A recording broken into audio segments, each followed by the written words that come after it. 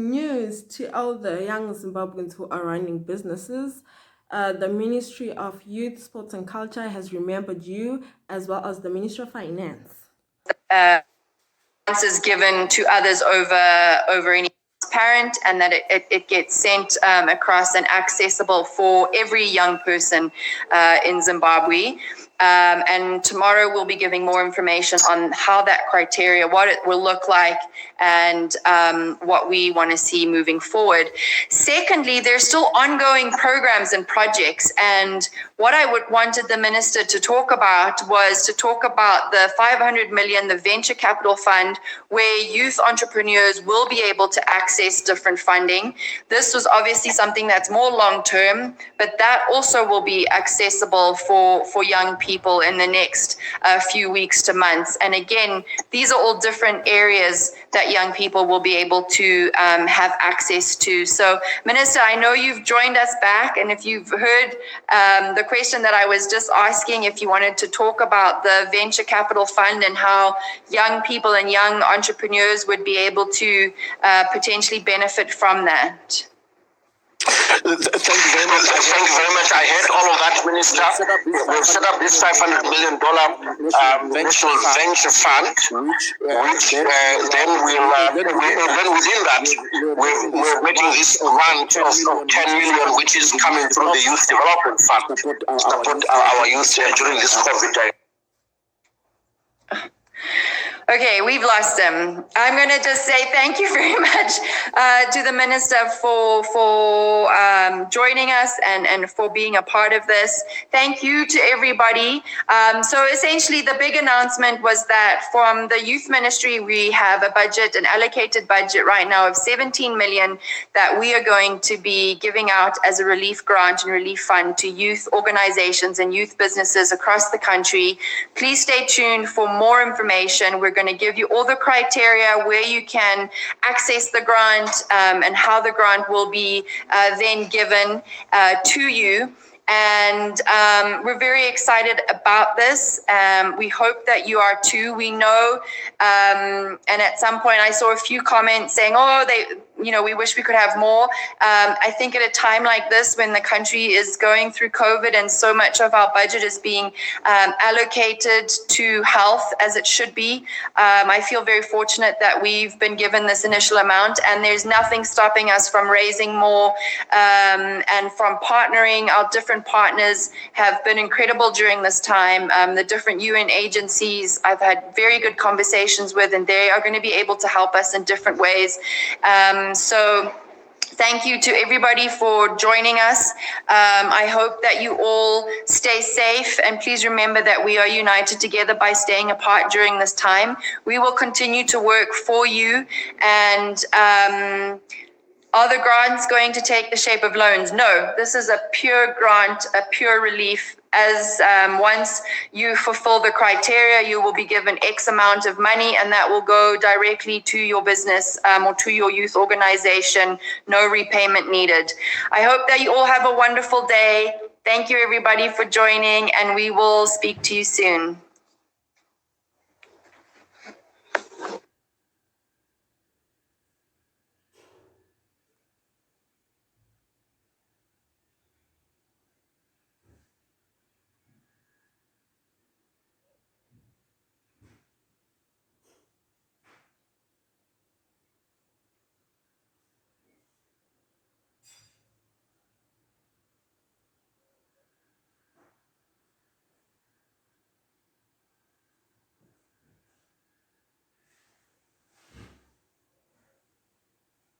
Honorable Minister Kirsty Coventry, yesterday she held a live on her Twitter handle at Kirsty Coventry, and she unveiled her initiative in conjunction with the Ministry of Finance to alleviate SMEs, companies, and projects owned by young Zimbabweans. They're going to be using a certain criteria in choosing who gets what. The Ministry of Sports, Arts and Recreation, they're going to implement this initiative through the Zimbabwe Youth Council. So they're going to be using criteria, a certain criteria kusarudza vanhu vachawana and kuprioritize kuti who gets what first. Saka vachatanga nevanhu businesses that are helping in combating COVID-19 first, ndo vachatangwa ivavo.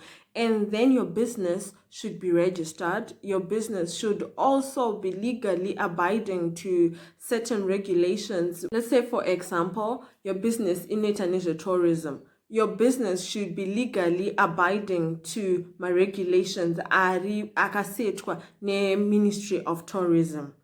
And then you should be having a bank statement dating 6 months before the lockdown. The bank statement can kuti how sustainable your business was before the lockdown, and also you're supposed to show kuti business rangu raka affect kwane lockdown how. She says they are supposed to show and demonstrate to the Zimbabwe Youth Council. I think you're supposed to do that on paper. So one of the requirements is that your entity should have been existing 6 months to a year before the lockdown. They don't want people who are looking for capital yekutangisa business. They are looking for people who are needing, who were affected working capital wise. So they want to offer working capital to businesses that were affected by the COVID-19 lockdown. Saka, they are also considering kuti auna kuwana help from other government COVID-19 relief facilities. Your business is also supposed to demonstrate or to show the innovation value addition. When we say innovation value addition, what is it benefiting the society? Shirikubatsire to the society. Maybe you are giving employment. If your business is offering employment to other people, that is a very good example of innovation value addition to the society. So Minister Mthuli Ncube, when he was invited to live Minister Kirsty Coventry, he did reiterate that Zimbabwean youths are very intelligent. Zimbabwean youths, they are very clever. Zimbabwean youths, they have good ideas of what to do and what to embark on.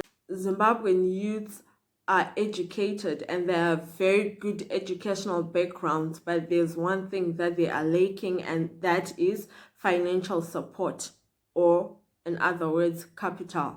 Here is the video of Kirsty Coventry talking to Mthuli Ncube on their live. Post-COVID in accessing credit from banks in terms of working capital. So we're looking to various countries. There are also sectors that we know for sure, like tourism, which have been hard hit by the lockdown, by the whole COVID pandemic. Again, we're working on a package to assist them, to recover and keep people employed. Yeah. Maybe let me stop here for now because we keep losing each other. Then I can take all questions, but also carry on with the other presentation.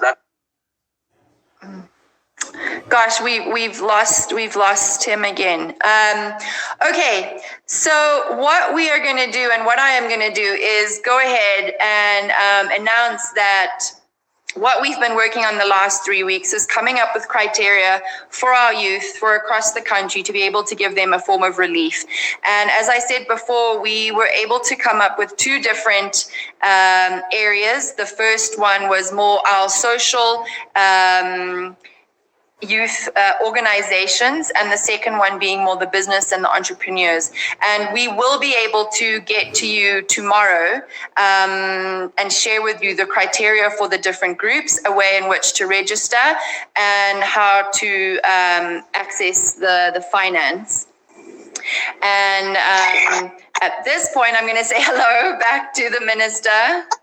Yes, hopefully I can stay on longer this time. Yes. Oh, yeah. So, Minister, I was just walking through as a ministry what we have been doing, and I was just about to announce that with your support and with the support of His Excellency, we have been given 17 million Zimbabwe dollars to go towards the relief fund for youth across the country. And I wanted to just give you an opportunity to talk a little bit on why you were so enthusiastic about helping us with this initial seed funding to go to youth and the being able to share with the youth a little bit of what you see moving forward in terms of how important the youth are for all of us. I think that we've just lost you again. This really is not working very well, and I'm very apologetic to everybody out there. I'm not sure why we're having so many issues. Very frustrating.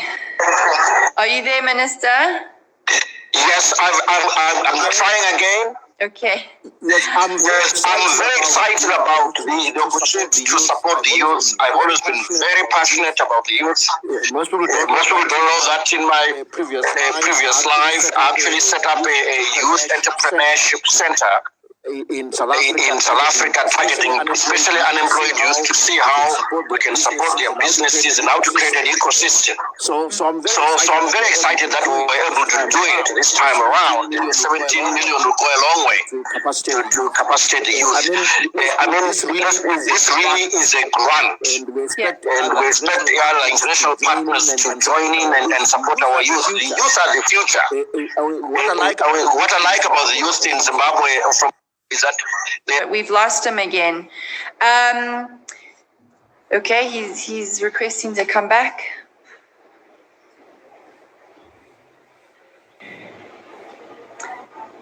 Minister, are you there? Yes. I'm there. I was saying that I like the youth from Zimbabwe, and within Zimbabwe they're very energetic, very creative. Most of them have a good education base, so they've some skills to work from, and they're very entrepreneurial. And what they're missing is support. So financially, but also the mentorship. And I'm pleased that Minister Kirsty Coventry, your ministry, has set up this mentorship program as well as part of the whole support mechanism for the youth. Because we need the more experienced entrepreneurs to work with them. Also the involvement of the UN development agency aspect will go a long way in also connecting them internationally. So I'm pleased that we're able to do this in terms of financial support. Yeah, okay. So I just want to thank the Minister for obviously being so supportive of this. We'll try and get him to reconnect again. I'm taking notes, and we definitely are going to try and do this on Zoom or try and figure out a better way where we have stronger connections on both sides. There's been a lot of questions coming through. Yes, this is a Zimbabwe Youth Relief Fund that it will be directly accessed through the Ministry of Youth. It will be all of the information on how to access the vetting process, the criteria, we will share with all of you tomorrow. We are just making final points. We want to make sure that we also are able to reach as many youth as possible. So we're trying to ensure that we have the correct processes that are transparent, that go across the all provinces. And that comes back to the criteria to make sure that no one feels that they can't access the relief fund or the grant, and no one feels